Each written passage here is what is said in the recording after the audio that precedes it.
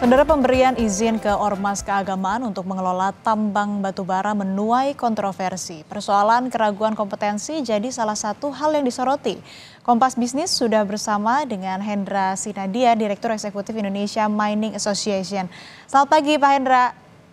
Selamat pagi, terima kasih sudah diundang dari Kompas TV. Terima kasih Pak Hendra sudah meluangkan waktunya. Pak, kan di PP nomor 25 tahun 2024 ini jika dibandingkan dengan Undang-Undang nomor 3 tahun 2020 tentang minerba ini kan cukup berbeda. Dalam Undang-Undang pengembalian wilayah atau relinquishment PKP2B ini lelang diprioritaskan untuk BUMN dan BUMD, baru kemudian untuk swasta, tidak ada untuk ormas. Apakah Anda melihat ini sebagai konsistensi pemerintah dan apa urgensi ormas mengelola tambang? Iya, pertama-tama mungkin sebelum masuk ke soal ormas ya, kalau terkait dengan PP 25, kami dari IMA mengapresiasi ya upaya pemerintah menerbitkan PP tersebut karena dalam PP ini memberikan kepastian investasi untuk jangka panjang ya bagi perusahaan-perusahaan yang memiliki cadangan yang besar dan visi jangka panjang untuk melanjutkan kegiatan usahanya. Jadi dari sisi kepastian investasi, kepastian berusaha, PP ini sangat positif dan ditunggu-tunggu oleh pihak investor. Oke, kemudian terkait ormas. Ini sebenarnya ranahnya pemerintah sebagai regulator ya, karena pemerintah yang mengatur perundang-undangan, juga persyaratan-persyaratan perusahaan-perusahaan atau badan usaha apa saja yang dapat diberikan izin. Secara prinsip memang undang-undang kita tidak mendiskriminasikan ya, jadi semua warga negara siapapun itu bisa berhak untuk mengajukan permohonan untuk mendapatkan izin usaha pertambangan, tidak terlepas juga bagi organisasi kemasyarakatan dan juga ormas keagamaan. Jadi semua diberi hak dan tentu saja dalam pemberian izin atau mungkin wilayah izin usaha pertambangan tersebut itu telah diatur oleh peraturan perundang-undangan syarat-syarat yang diatur secara ketat. Jadi prinsipnya seperti itu, siapapun berhak dan persyaratannya diatur secara ketat oleh pemerintah. Nah, apa tujuannya? Tentu saja kalau kita baca di PP tersebut, karena ini ranah pemerintah, salah satunya adalah PP ini diterbitkan antara lain selain menjamin kepastian bagi investasi jangka panjang, juga bagi pemerintah ini sebagai salah satu instrumen ya untuk meningkatkan kesejahteraan masyarakat atau pemerataan ya ke masyarakat, khususnya ke organisasi kemasyarakatan. Jadi ini tentu saja policy making ranah dari pemerintah sebagai pemilik atau pengelola cadangan mineral kita yang merupakan milik bangsa. Jadi ini lebih ke political will dari pemerintah tentu saja. Tapi tadi kan Anda sebutkan PP ini, PP nomor 25 tahun 2024 ini kan sebetulnya hal yang positif dan juga ditunggu investor. Tapi apakah privilege yang diberikan Presiden Jokowi ini bisa mengganggu kepercayaan investor? Saya kira telah diatur syarat-syarat untuk mendapatkan izin, telah diatur secara ketat ya. Eh, dari awal memang undang-undang ini memang terbuka siapapun ya, dari Undang-Undang nomor 4 2009 dengan perubahannya Undang-Undang 3 2022, syarat-syarat untuk mendapatkan IUP, ada juga yang melalui lelang dan ada juga yang penunjukan langsung, itu memang sudah diatur secara ketat. Tentu saja yang diperlukan persyaratan adalah ketaatan terhadap aspek-aspek kaidah pelaksanaan kaidah pertambangan yang baik dan benar atau sering disebut sebagai good mining practices. Dan di aturan perundang-undangan khususnya di Permen 8 2018 itu diatur secara ketat untuk bagi perusahaan pemegang izin untuk wajib melaksanakan good mining practices, dan ini tentu saja banyak aspek yang diatur, itu termasuk memastikan keselamatan kerja penambangan, juga aspek konservasi, juga pengelolaan lingkungan, reklamasi, rehabilitasi. Jadi industri pertambangan itu pada dasarnya industri yang diatur sangat ketat oleh peraturan perundangan, heavily regulated, dan juga jenis industri yang mempunyai tingkat resiko yang sangat tinggi, resiko geologi, resiko politik ya, perubahan policy juga sangat bisa berubah ya. Kemudian juga resiko volatilitas harga. Jadi industri pertambangan memang membutuhkan investor yang memiliki komitmen yang kuat, visi yang kuat untuk dapat melaksanakan memanfaatkan sumber daya mineral yang merupakan kekayaan bangsa. Karena apapun yang diberikan oleh pemerintah tentu ini ditujukan buat sebesar-besar kemakmuran rakyat. Jadi siapapun bisa mengelola pertambangan, tapi harus memastikan bahwa seluruh kewajibannya ini dipenuhi dan itu telah diatur oleh peraturan undang-undangan. Hmm.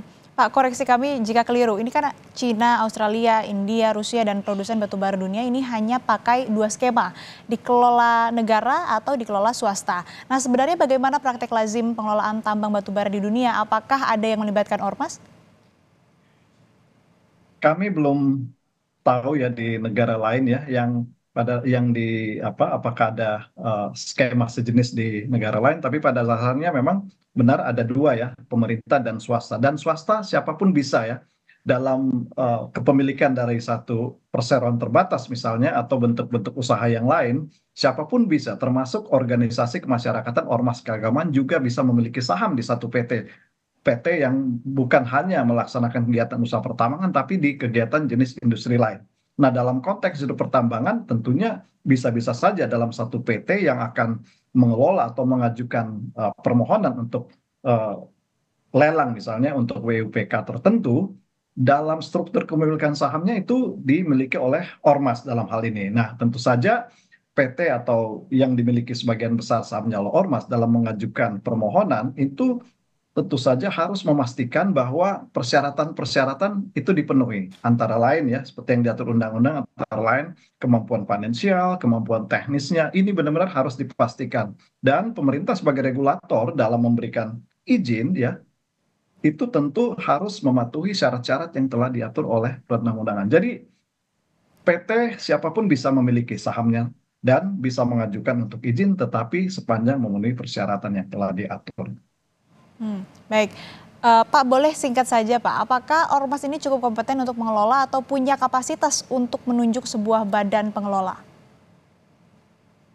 Tentu saja ini ranah bisnis ya. Jadi kegiatan pertambangan dalam konteks ini meskipun ini instrumen kesejahteraan tapi ini adalah instrumen bisnis yang telah diatur oleh juga rejim bisnis ya. Tadi PT bisa dimiliki oleh siapapun sepanjang itu mereka memenuhi persyaratan-persyaratan. Demikian pula ormas. Tentunya dalam ormas yang akan mengajukan izin pertambangan mereka harus memastikan ya bahwa mereka memiliki kemampuan finansial karena mengelola pertambangan ini nggak mudah. Tadi saya sampaikan resikonya sangat tinggi dan harga bisa berubah-ubah ya, bisa volatile sekali, bisa naik, bisa turun. Hari ini harga relatif bagus, tapi waktu 2020 itu kalau kita pakai batubara, harga batubara ya, 2020 harga di bawah $60 per ton.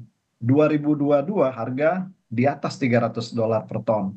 Di 2023 itu harga di atas 100. Jadi harga sangat volatile dan ini memerlukan komitmen yang tinggi bagi pemegang atau pemegang saham terbesar dari satu PT, katakanlah satu ormas dalam satu PT. Ini mereka harus mempunyai benar-benar komitmen bahwa mengelola tambang ini bukan hanya dapat menikmati ya di saat untung ya, tapi kalau di saat rugi ini juga harus mereka sadari bahwa rugi atau untung kewajiban untuk melaksanakan eh, apa reklamasi misalnya antara lain yang sudah atas undang ini wajib. Jadi jangan banyak banyak kejadian ya yang kita lihat contoh-contoh praktik yang kurang penambangan kurang bertanggung jawab itu kalau rugi banyak terjadi hal-hal itu ya mereka meninggalkan ya lubang-lubang tambang tidak mengelola apa namanya lingkungannya dan ini tentu saja yang kita tidak harapkan. Jadi siapapun itu baik ormas atau juga pihak swasta itu mereka harus wajib ya wajib untuk komitmen melaksanakan kewajibannya memastikan keselamatan kerja